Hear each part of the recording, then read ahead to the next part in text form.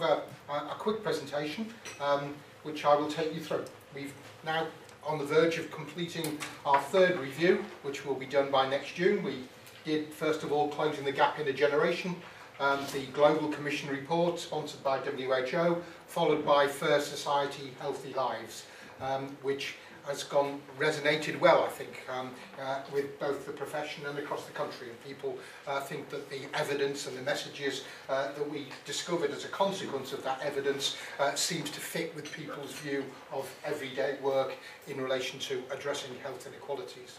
We're currently on with the review of the social determinants of health across WHO Europe, which came as quite a surprise to me when we started off to find there are 56 countries in WHO Europe, including Israel. Took a bit of working out in terms of the geography, but we've got up to speed with that. What we have discovered in relation to this, and you will have seen this slide before, is the social gradient of health.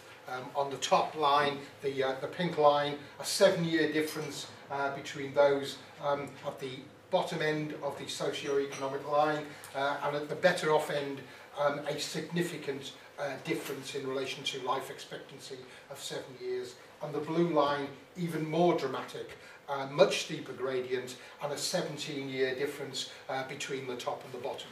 We put the green line in because we wanted to underline to policymakers the folly of some of the decisions that are being made at the moment. And the green line is the new retirement age at the age of 68.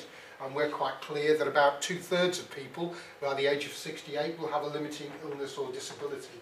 And that doesn't seem to be present at all in the thoughts and minds of policymakers as they begin to move forward.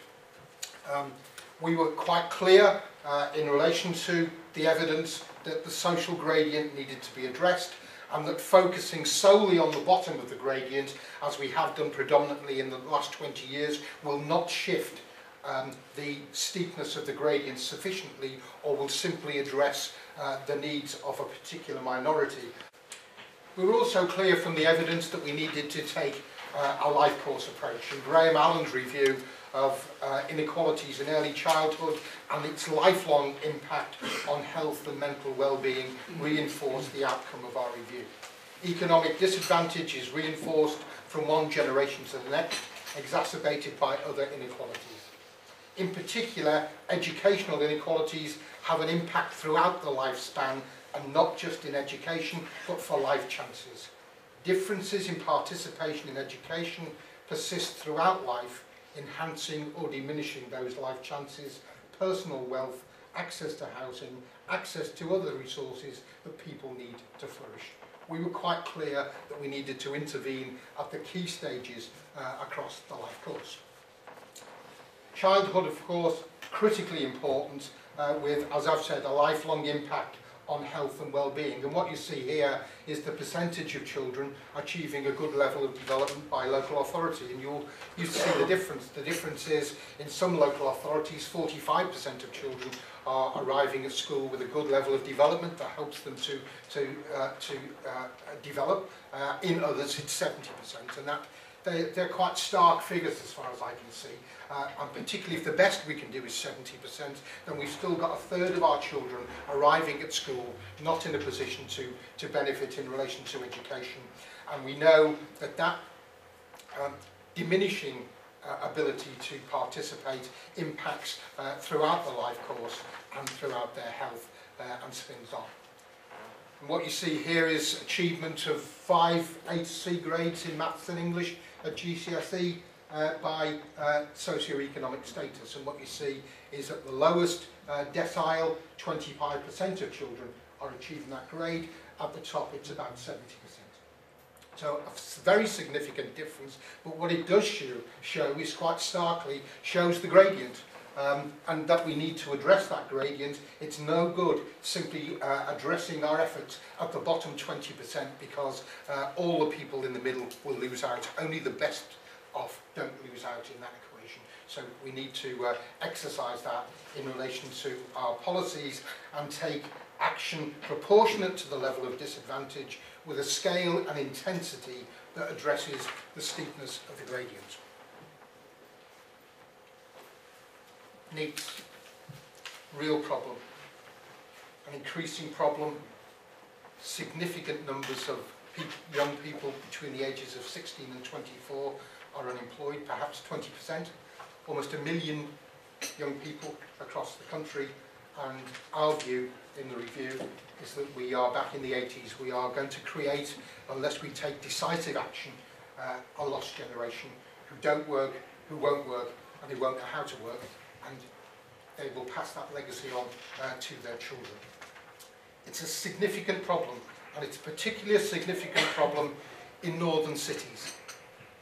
It's a problem in some London boroughs too, but northern cities predominantly bear the brunt of this. Doncaster, Grimsby, Warrington, Wigan are reporting NEET rates of 25%. Low NEET cities are Oxford, York, Plymouth, Cambridge. I just wonder why. I just wonder why we've got those kind of figures in those kind of places. We need a much more sympathetic response and a systematic response with an intensity of support.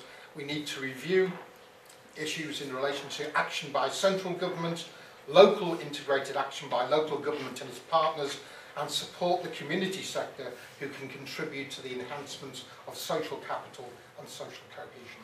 We need to focus on prevention with targeted case management and commissioning if we are to address the issue. This shows the percentage of men and women aged 45 to 54 with a limiting long-term illness by educational level across all EU countries. And what you see, differences in gender, yes, but you see the impact of educational status in relation to health status across those countries, and a clear social gradient according to socio-economic class. People often say to me, what should we do? Well, we've told you what to do. We were quite clear in relation to our recommendations that there were 6 things that we should be doing and focusing on. We distilled those 6 recommendations out of the 157 recommendations that 10 task groups and lots of academics gave to us. The DH were really disappointed in us because they said they really wanted 1. We did our best. We stayed at 6, and we still think that the evidence holds for them, and the evidence that we're now uncovering in relation to WHO Europe shows a consistency linked around those recommendations, albeit there are different emphases within the evidence that's coming from Europe. And the messages that we've given to government too are quite clear, that health inequalities are not inevitable. They result from social inequalities, the causes of the causes, and are driven by those social inequalities, and that's what we need to address. That focusing solely on the most disadvantaged isn't sufficient, that we need to reduce health inequalities because it's vital to the economy that we do so. It costs us £66 billion a year, and it costs the NHS about £5.5 billion a year. And if you remember back to 2004, good old Derek Wanless told us quite straight, didn't he?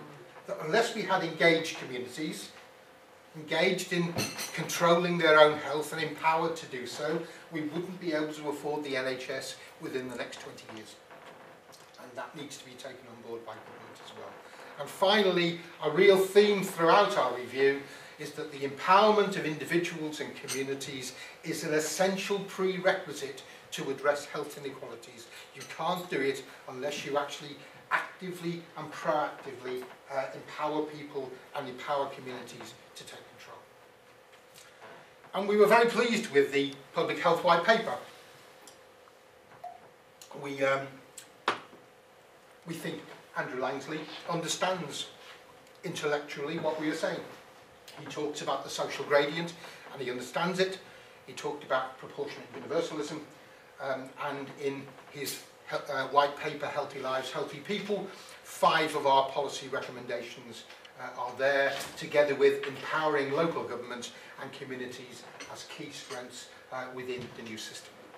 Of course, we were disappointed that he left out a healthy income for living.